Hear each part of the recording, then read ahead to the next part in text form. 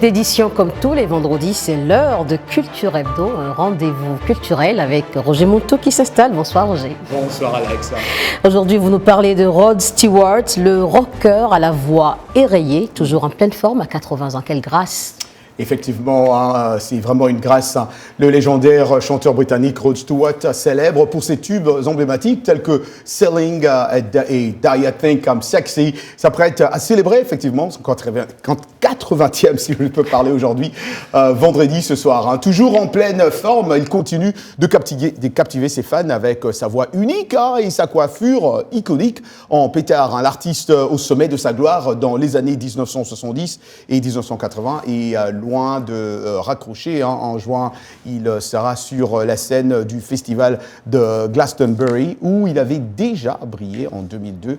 Avant cela, il enflammera la salle mythique de Caesars Palace à Las Vegas en novembre dernier. Rod Stewart a surpris ses fans en annonçant qu'il mettrait fin à ses grandes tournées mondiales d'ici la fin de l'année 2025, après des concerts en Europe et en Amérique du Nord. Mais l'artiste a précisé qu'il n'avait aucune intention de prendre sa retraite. En 2024, il a collaboré avec le pianiste Jools Holland sur un album intitulé Swing Fever, ajoutant une nouvelle pierre, en tout cas, à son incroyable carrière, Alex. Autre nouvelle que vous nous apportez aujourd'hui, Roger, le Guinéen Abou Sangaré, héros du film L'histoire de Souleymane, peut désormais vivre légalement en France. Exactement.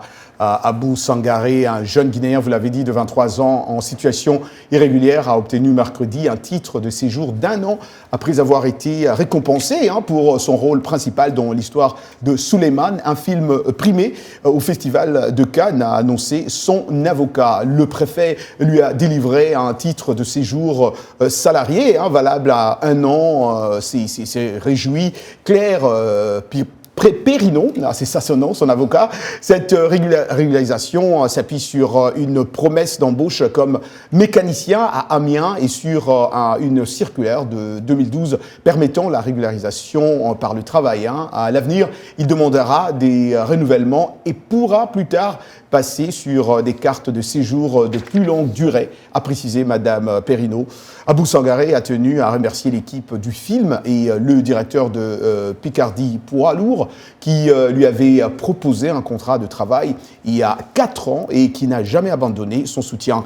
Le jeune homme avait été confronté à une obligation de quitter le territoire validée par le tribunal administratif d'Amiens en juillet dernier. Cependant, début août, le préfet a réexaminé sa situation en raison de son parcours d'intégration exemplaire. En tout cas, c'est une très bonne nouvelle pour le jeune homme. Bravo à lui, en tout cas. Merci Roger pour ces informations. Je vous souhaite un très bon vendredi. Bon week-end à vous aussi. Merci.